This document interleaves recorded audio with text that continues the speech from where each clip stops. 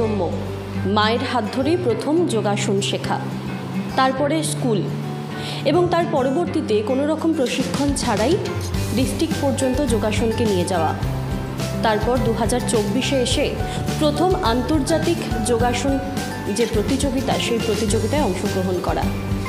হাওড়ার একটি প্রত্যন্ত গ্রাম থেকে উঠে আসা একটি মেয়ের অদম্য জেদের লড়াই যোগাসনকে বিশ্বের দরবারে পৌঁছে দেওয়ার। সেই মেয়ের সঙ্গেই আজকে কথা বলবো আমরা। আমার সঙ্গে এই মুহূর্তে রয়েছে সুস্মিতা দেবনাথ ওরফে রাই নামে ওকে সকলেই চেনে, এবং তার সঙ্গেই কথা বলবো এবং জেনে নেব ওর যোগাসন নিয়ে এগিয়ে যাওয়ার গল্প। ডিএনএন বাংলাকেও আমার তরফ থেকে অসংখ্য ধন্যবাদ।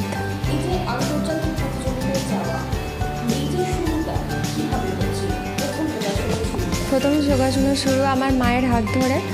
তো আমার ছোটো থেকে বডি অনেক ফ্লেক্সিবল ছিল। আমি automatic back bend, front bend, twisting, stretching এসব করতে পারতাম। তো সেসব দেখে মাই আমাকে বাড়িতে প্র্যাকটিস করাতো। তো আমি যখন প্রাইমারি স্কুলে পড়তাম, আমার স্কুলের ম্যাম ছিলেন, ওখানে হচ্ছে স্কুল স্পোর্টসে তখন জিমন্যাস্টিক ছিল, যোগাসন ছিল না অ্যাড। যোগাসনের রিসেন্ট 1 বছর হলো অ্যাড হয়েছে। তো আমি জিমন্যাস্টিক যেগুলো ওখানে করানো হচ্ছিলো, বল দেওয়া হচ্ছিলো, কার্টুইল, এসব কিছু আমি পারতাম অটোমেটিকলি মায়ের কাছেই। তো মা আমার বাড়ির সামনে যেহেতু স্কুল ছিল, দেখেছিল ম্যামকে এগুলো প্র্যাকটিস করাতে। ম্যামকে বলেছিল যে আমার মেয়েও এগুলো পারে, আমার মেয়েকে দিয়ে একটু করাতে পারেন, এগুলো দেখবেন ও পারবে। তো আমি ট্রাই করি, ইভেন আমি পারিও। তো ওখান থেকেই আমার পরপর 3 বছর ডিস্ট্রিক্ট পর্যন্ত খেলা। আর হচ্ছে তারপর ম্যাম বলে যে মেয়ে যোগাসনে কোনো প্রশিক্ষণ ছাড়াই ডিস্ট্রিক্ট পর্যন্ত খেলে আসে, জিমন্যাস্টিকে খেলে আসে, তাহলে ওকে যোগাসনে ভর্তি করা, ওর বডি অনেক ফ্লেক্সিবল। তো ওখানে গ্রামে একজন শিক্ষক ছিলেন অরূপ মান্না, ওনার কাছে আমি ভর্তি হই। অনেকগুলো বছর ওনার কাছে আমি শিখি। তখন আমি ন্যাশনাল কী জিনিস জানতামও না, গ্রামে গঞ্জে এসবের চল অতটা নেই, তখন ছিল না, এখন তো হয়েছে। আর তখন যোগাসনকেও এত প্রমোটও করা হয়নি। তো আমি তখন শো করতাম যোগার অনেক, আর ডিস্ট্রিক্ট, অল বেঙ্গল এসব কম্পিটিশান করতাম।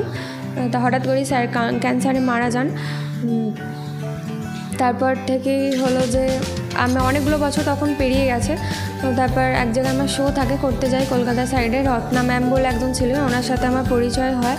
তো উনি ম্যামকে বলেন, মানে আমার মাকে বলেন যে মেয়ে এত সুন্দর যোগাসন করে, ওকে স্কুল গেমস ন্যাশনালে কেন পার্টিসিপেট করাও না। তো মা বলছে যে আমি তো জানি না এসব কিছু হয়, আমাদের ওখানে এসব কিছু চল নেই অতটাও। তো উনি একজন নাম্বার দিলেন, ওনার নাম ছিল অরিন্দম স্যার। বললেন যে ওনার কাছে প্র্যাকটিস করো। তো গেলাম, ওনার মানে কাজের জন্য টাইম ছিল না প্র্যাকটিস করানোর। উনি আরেকটা স্যারের নাম্বার দিলেন, বললেন যে সাঁতরাগাছি বাগসারায় করেন। তো যিনি আমার টিচার ছিলেন অরুণ দাস, ওনার কাছে আমি ক্লাস 8 থেকে প্রশিক্ষণ নিতাম। আর উনি রিসেন্ট মারা গেছেন নভেম্বরে। তো ওনার কাছে শিখে আমি 2 বার ইন্টার ইউনিভার্সিটি ন্যাশনাল গেমস খেলেছি। আর তারপর যখন খেলো ইন্ডিয়াতে খেলার সুযোগ আসে, উনি মারা যান। আমার একটা ছোটো আফসোস যে স্যার জানতেও পারলেন না আমি মেডেল এনেছি ওখান থেকে গিয়ে। তো এটাই ফার্স্ট টাইম ক্যালকাটা ইউনিভার্সিটি খেলে, মানে গোটা ওয়েস্ট বেঙ্গলে এটা ফার্স্ট টাইম যোগাসনেতে খেলো ইন্ডিয়া থেকে মেডেল আসে। ওটা আমরা গ্রুপ গেম ছিল, ওটা আমরাই আনি। আর তারপর আমি গৌরাঙ্গ স্যারের কাছে ভর্তি হই কোন্নগরে, ওখানে প্রশিক্ষণ নিই। উত্তরাখণ্ডে ন্যাশনাল চ্যাম্পিয়নশিপে পার্টিসিপেট করি। ওখানে 3টে ইভেন্টে আমি পার্টিসিপেট করি, একটা গোল্ড, একটা সিলভার, একটা ব্রোঞ্জ আনি। আর তারপর এটা ফাইনাল, মানে এটা ফার্স্ট টাইম আমার ইন্টারন্যাশনাল গেমসে পার্টিসিপেট করা দুবাইতে, যেখানে 10টা দেশ পার্টিসিপেট করেছিল। ওখানে আমি 3টে ইভেন্টে গোল্ড পাই। আর ওখানে আমাদের অনেকগুলো গ্রুপে কম্পিটিশন হয়। তো প্রত্যেকটা গ্রুপে জুনিয়র থেকে একদম সিনিয়র যারা গোল্ড পেয়েছে সবাইকে নিয়ে আরেকটা রাউন্ড হয়, ওটা হচ্ছে চ্যাম্পিয়ন অফ চ্যাম্পিয়ন রাউন্ড। ওখানে আমি ফার্স্ট রানার আপ হই।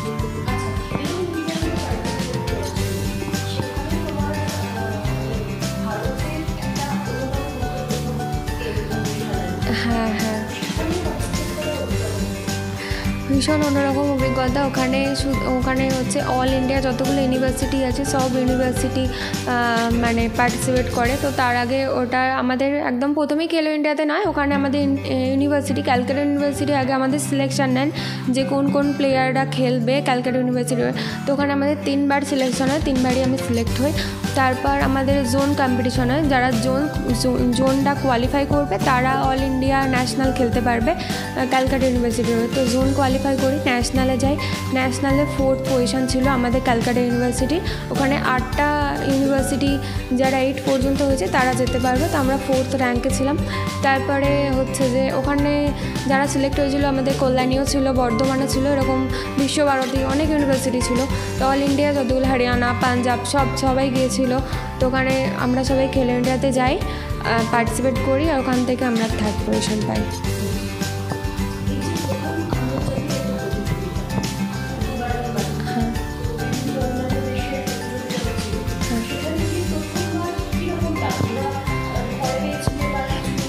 হ্যাঁ, যখন দেখলাম যে 10খানা দেশ পার্টিসিপেট করতে এসেছে, তো কিছুটা তো আমি সত্যি বলতে নার্ভাস হয়ে গেছি, বাট অলওয়েজ আমাকে আমার মা কনফিডেন্টদের সাথে বলেছে যে তুই পারবি, আমাকে অলওয়েজ মোটিভেট করেছে তুই পারবি। আমি জানি মাও কিছুটা নার্ভাস হয়েছে যে 10খানা দেশ আছে, কতটা কি পারবো কি না, বাট আমার সামনে কখনো এরকম বলতো না। তো কনফিডেন্টটা আমাকে আমার মাই দিয়েছে।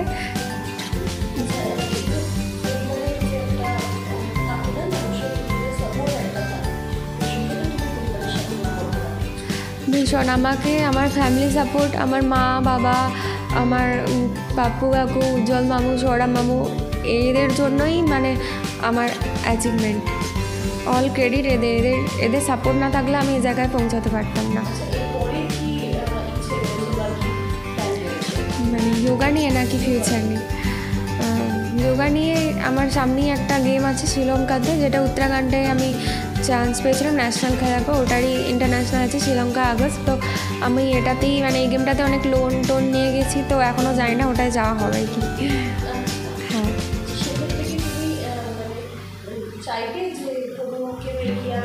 হ্যাঁ, অলওয়েজ আমি তো বিভিন্ন এনজিও বা সংস্থার কাছে এটা আমার রিকোয়েস্ট যে আসুক, আমাকে হেল্প করুক যাতে আমি এটাও গেমটা খেলতে পারি।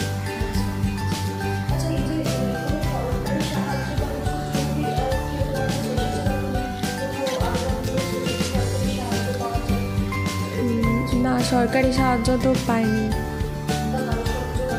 না সেরকম নেই যোগাযোগ।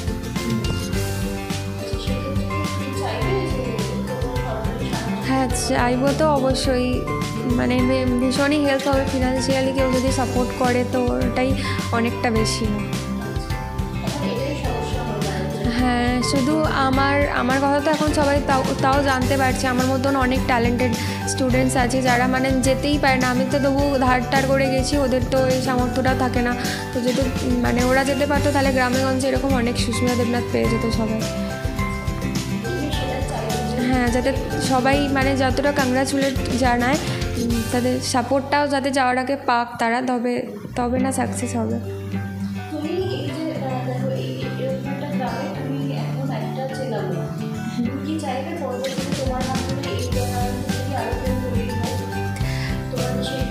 হ্যাঁ, অ্যাকচুয়ালি আমার একটা স্কুল আছে যোগা একাডেমি নামক, আজ থেকে 4 বছর আগে ওটা খুলেছিলাম। তো ওখানে আমার স্টুডেন্টসরা আছে, আমি 8-10টা বাচ্চা নিয়ে প্র্যাকটিস করানো শুরু করেছিলাম। এখন ওখানে 100+ স্টুডেন্টস আছে। আমার স্টুডেন্টরাও হলো যে স্কুল স্পোর্টসে যেহেতু এখন যোগাসন অ্যাড হয়ে গেছে, ওরা খেলে এসছে। আমার স্টুডেন্টরা স্টেট পর্যন্ত খেলে এসছে, ওদেরকে ডিস্ট্রিক্ট থেকে সংবর্ধনাও দিয়েছে। তো আমি চাই এভাবেই সব বাচ্চারা এগিয়ে যাক। এই মুহূর্তে আমি আমার সঙ্গে পেয়ে গিয়েছি সুস্মিতার মাকে। আমি তার সঙ্গে কথা বলে নেওয়ার চেষ্টা করবো, পারিবারিক লড়াইটা কতটা ছিল সেটা জানার চেষ্টা করব। নমস্কার।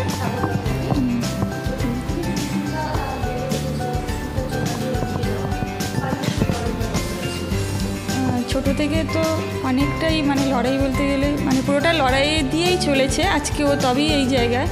আমরা প্রথম থেকে যদি বলি, শুরুটা একটা যেই ঘরে ভাড়া থাকতাম, ঘরটা অনেকটাই ছোট ছিল, যে এই ঘরের মধ্যে ওকে প্র্যাকটিস করাবো যে সেই জায়গাটাটুকু মানে ছিল না, খুবই ছোট জায়গা ছিল। মানে ওকে প্র্যাকটিস করা থেকে পায়ে লেগে যেত, হাতে চোট খেত। তো ওই অবস্থায় ওকে আমি বলতাম যে, বলতো মা ব্যথা পেয়েছি, আমি ওকে একটু মাসাজ করে দিয়ে বলতাম যে সেই সময় লাগানোর মতো না যে কিছু দেবো, সেইটা ওকে হাত জল দিয়ে মাসাজ করে দিয়ে বলতাম কিচ্ছু হবে না, তুই আবার প্র্যাকটিস কর, কিচ্ছু হবে না, আবার ঠিক হয়ে যাবে। ঠিক আমি বুঝতে পারতাম যে মেয়েটা ব্যথা পেয়েছে, তো মা হয়ে ওকে বুঝতে দিতাম না। তো ওইভাবে ভাবি ওই ছোটো ঘরেতেই প্র্যাকটিস করতে যখন হতো না, তখন ওই ভাইগুলো নিয়ে গিয়ে মাঠ ছিল সামনে, ওই মাঠে গিয়ে জল কাদার মধ্যেতেই সেখানে বা শুকনো সময় গিয়ে ওই মাঠে গিয়ে ওই মেয়েটাকে প্র্যাকটিস করানো হতো, করিয়ে কি বলবো। তারপরে তো আর্থিক বিষয়টা বলতে গেলে এই যে গেলাম না দুবাইতে, অনেককেই বলেছিলাম, বাট ওনারা সেইখান থেকে সেরকমভাবে আমি সাহায্য পাইনি। তো দুটো জায়গায় এনজিও থেকে পেয়েছি, কিছুটা হেল্প ওনারা করেছেন।